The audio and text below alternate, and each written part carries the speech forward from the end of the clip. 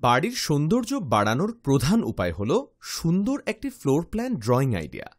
কারণ floor plan ড্রয়িংয়ের মধ্যে থাকে bedroom, bathroom, drawing room, dining room, kitchen room, store room ও বারান্দা ইত্যাদির মেজারমেন্ট ও কলাম সেটিং।